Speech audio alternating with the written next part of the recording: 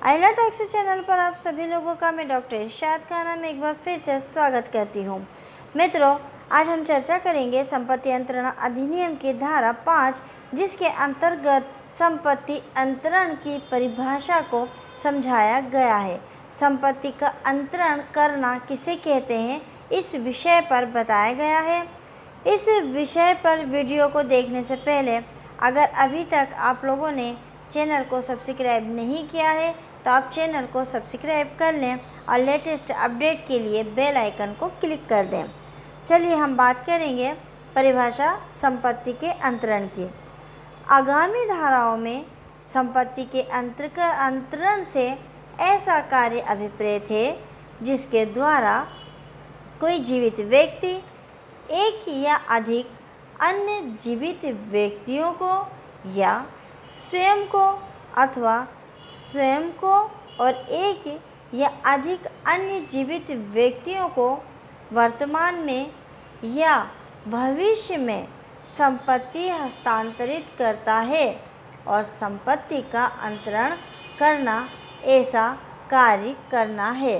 संपत्ति का अंतरण की परिभाषा में संपत्ति का अंतरण के विषय में क्या कहा गया है कि अगर कोई जीवित व्यक्ति है, एक है या एक से अधिक है, वह अन्य किसी जीवित व्यक्ति को या व्यक्तियों को अपने स्वयं को अथवा स्वयं और एक या अधिक अन्य जीवित व्यक्तियों को कौन सी संपत्ति जो वर्तमान में है या जो भविष्य में है, अगर ऐसी संपत्ति को उनको हस्तांतरित करता है तो वो कहलाता है संपत्ति का अंतरण।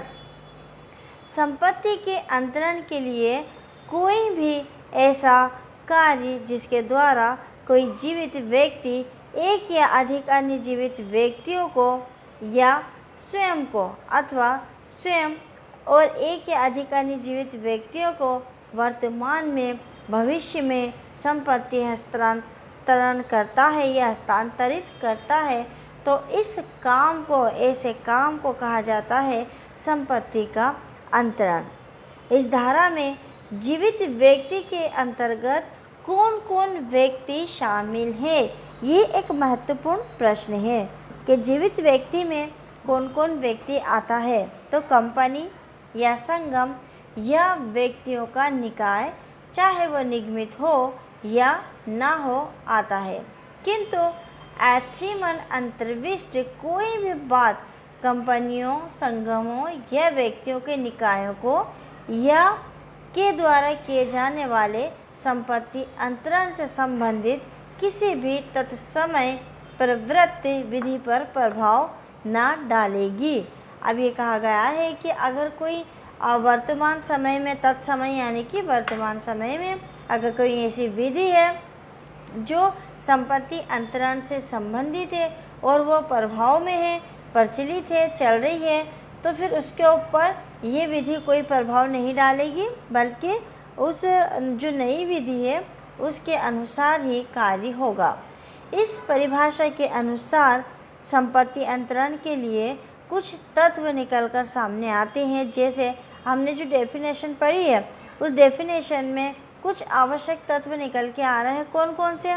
जैसे हस्तांतरण, जीवित व्यक्ति, वर्तमान और भविष्य में, तथा स्वयं को। तो इसके विषय पे हम थोड़ी सी चर्चा करते हैं कि ये क्या है। हस्तांतरण के विषय में हम बात करते हैं, किसी संपत्ति को तब हस्तांतरित हुआ समझा जाएगा जब उसे एक व्यक्ति ने दूसरे व्यक्ति को सुपुर्द कर दिया हो या सौंप दिया हो। इससे यह अभिप्रेत है कि हस्तांतरित करने वाला व्यक्ति उस संपत्ति को धारण करने का अधिकारी था तथा संपत्ति एक ऐसे व्यक्ति को सौंपी जा रही है जिसके पास धारणाधिकार नहीं था। ऐसे हस्तांतरण के बिना उसे धारणाधिकार प्राप्त भी नहीं हो सकता था। मतलब हस्तांतरण का मतलब क्या है कि कोई संपत्ति है वह हस्तांतरित कब समझी जाएगी? जब एक व्यक्ति जो है वो अपनी संपत्ति को दूसरे व्यक्ति को या तो सुपुर्द कर देता है या उसको सौंप देता है, तो वो कहा जाएगा कि उसने अपनी संपत्ति का हस्तांतरण कर दिया है और संपत्ति धारण करने का अधिकारी होना चाहिए वो, मतलब उसको ये अधिकार होना चाहिए कि वो संपत्ति उसकी है, उसको ये अधिकार है कि उस संपत्ति को धारण करके रख सकता था, तभी संपत्ति का हस्तांतरण हो सकता है। एक अचल संपत्ति का विधितः एवं वैध रूप से हस्तांतरण केवल रजिस्ट्रीकृत विलेख द्वारा ही संभव है। अगर एक अचल संपत्ति है और उसका हस्तांतरण करना है तो विधिक रूप से और वैध रूप से उसका हस्तांतरण कब होगा? जब उसकी रजिस्ट्री कर दी जाएगी। अन्य संव्यवहार जैसे साधारण मुख्तारनामा या विक्रय का करार या वसीयत के द्वारा किसी हित का हस्तांतरण नहीं होता है और ये अंतरण के समतुल्य नहीं होते हैं। तो सीधी सी बात यही है कि अगर आप मुख्तारनामा करते हो, विक्रय का करार करते हो, वसीयत करते हो, तो ये संपत्ति का अंतरण नहीं कहलाता है जब तक कि आप उसकी रजिस्ट्रीकृत विलेख ना कंप्लीट करो, तब तक वो संपत्ति का हस्तांतरण नहीं है। अतः इन प्रक्रियाओं को संपत्ति अंतरण अधिनियम के प्रयोजनार्थ अचल संपत्ति का माना जाता है और इसको न्यायालय द्वारा परिपूर्ण एवं समाप्त संव्यवहार नहीं माना जा सकता है, क्योंकि उनके द्वारा ना तो स्वत्व का अंतरण होता है और ना ही वह अचल संपत्ति में किसी हित का सर्जन करते हैं। तो सीधी सी बात इन्होंने कही है कि संपत्ति हस्तांतरण में उसी संपत्ति को हस्तांतरण हुआ माना जाएगा जिस संपत्ति की रजिस्ट्री करा दी गई हो। जिस संपत्ति की रजिस्ट्री नहीं हो, मुख्तारनामा हो, विक्रय का करार हो, वसीयत हो, वह संपत्ति जो है हस्तांतरित नहीं कहलाती है। अब इसमें एक शब्द और यूज हुआ है, जीवित व्यक्ति। इस धारा के अंतर्गत संपत्ति का हस्तांतरण केवल जीवित व्यक्तियों के बीच ही हो सकता है। दूसरे शब्दों में हम कहें तो हम ये कह सकते हैं कि अंतरणकर्ता तथा अंतरिती दोनों का ही अंतरण की तिथि को जीवित होना आवश्यक है। ऐसे निकाय भी संपत्ति धारण करने तथा हस्तांतरित करने में सक्षम होते हैं, उन्हें विधिक व्यक्ति की संज्ञा दी गई हो। मतलब ऐसा निकाय जिसको कि विधिक व्यक्ति माना जाता है वो भी संपत्ति को धारण भी कर सकते हैं और हस्तांतरित भी कर सकते हैं, क्योंकि इनका यह स्वरूप विधि की देन है। किंतु इसका आशय ये नहीं है कि सभी विधिक व्यक्ति संपत्ति देने या लेने के लिए सक्षम है। कुछ ऐसे भी विधिक व्यक्ति हैं जिन्हें अंतरण के लिए सक्षम नहीं माना जाता है, जैसे कोई मूर्ति और न्यायालय। अब मूर्ति के विषय में पढ़ते हैं। मूर्ति अथवा प्रतिमा को विधिक व्यक्ति नहीं माना गया है और इस आधार पर यह कहा जा सकता है कि वह हस्तांतरण के लिए सक्षम व्यक्ति की कोटि से परे रखा गया है। किसी मूर्ति अथवा प्रतिमा के पक्ष में संपत्ति के अंतरण की जो कोटि है उसके अंदर उसको नहीं रखा गया है। धारा 123 में दान के लिए निर्धारित प्रक्रिया का अनुसरण आवश्यक नहीं होता है यहाँ पे।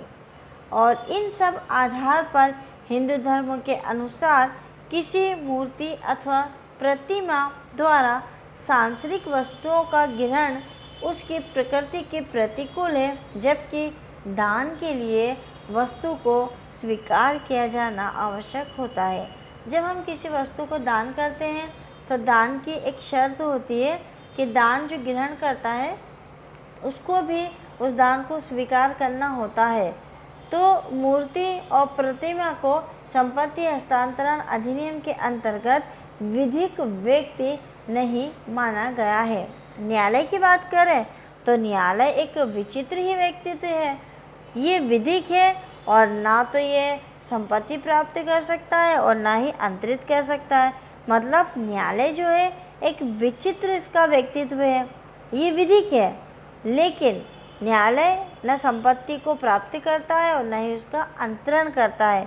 चूँकि न्यायालय जीवित व्यक्ति की श्रेणी में नहीं आता है, अतः इसके माध्यम से किया गया संपत्ति का विक्रय इस अधिनियम के अंतर्गत अंतरण नहीं होगा। यद्यपि ऐसे व्यवहारों में भी अंतरण होता है। अब न्यायालय के अलावा और क्या महत्वपूर्ण बात इसमें आई थी? वर्तमान या भविष्य में। इस धारा 5 के अंतर्गत ये सुस्पष्ट है कि संपत्ति का अंतरण या तो वर्तमान में हो सकेगा या भविष्य में हो सकेगा, किंतु ये आवश्यक नहीं है कि अंतरण की विषय वस्तु अर्थात संपत्ति अंतरण की तिथि को विद्यमान हो, यानी जिस समय अंतरण किया जा रहा हो उस समय संपत्ति मौजूद हो। धारा में प्रयुक्त पदावली वर्तमान में या भविष्य में हस्तांतरण से संबंध है, न कि संपत्ति से। यानी ये शब्द जो यूज़ किया गया है वर्तमान में या भविष्य में, तो हस्तांतरण जो किया जा रहा है उससे इसका संबंध है, लेकिन इसका संबंध जो है वो संपत्ति से नहीं है। यदि अंतरण के फलस्वरूप अंतरिती तुरंत संपत्ति प्राप्त करता है तो वह अंतरण वर्तमान में हो जाएगा। यानी जब संपत्ति का हस्तांतरण किया गया और संपत्ति जिसको मिलनी थी उसने उसको तुरंत ले लिया, तो ये कहा जाएगा कि वर्तमान में संपत्ति का हस्तांतरण हो गया। किंतु यदि वह तुरंत नहीं प्राप्त करता अपितु कुछ समय के पश्चात प्राप्त करने वाला हो, तो फिर वह अंतरण कहलाता है कि वह अंतरण भविष्य में किया गया है। एग्जाम्पल देखते हैं। का अपनी संपत्ति खा को उसके जीवन काल के लिए देता है। का है वह अपनी संपत्ति किसको दे रहा है? खा को दे रहा है। और कब दे रहा? उसके जीवन काल के लिए। फिर मतलब जब तक वो जीवित है तब तक वो संपत्ति किसकी है? खा की है। और तत्पश्चात गा को उसके जीवन काल के लिए। अब जब खा मर जाएगा तो वो संपत्ति किसको मिलेगी? गा को मिलेगी। कब तक मिलेगी? जब तक कि गा जीवित है, और उसके बाद घा को मिल जाएगी। मतलब खा जिंदा है जब तक खा की, खा मर गया तो गा की, गा मर गया तो घा की।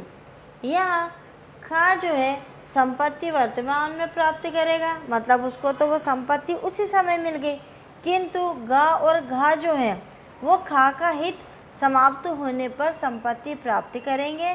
तो गा और घा का पक्ष में जो अंतरण है वो भावी प्रकृति का है, यानी कि उनको भविष्य में संपत्ति मिलेगी।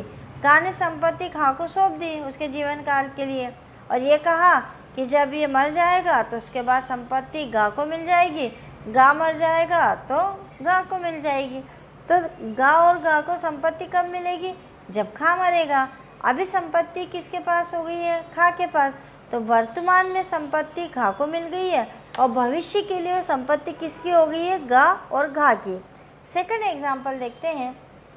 का अपनी संपत्ति उसके जीवन काल के लिए खा को देता है और तत्पश्चात गा को यदि वह का की मृत्यु के समय 18 वर्ष की आयु प्राप्त कर लेता है, वहाँ खा के पक्ष में हुआ अंतरण वर्तमान में है, जबकि गा के पक्ष में हुआ अंतरण भविष्य में है तथा उत्तरजीविता की शर्त के साथ है। देखो यहाँ क्या है?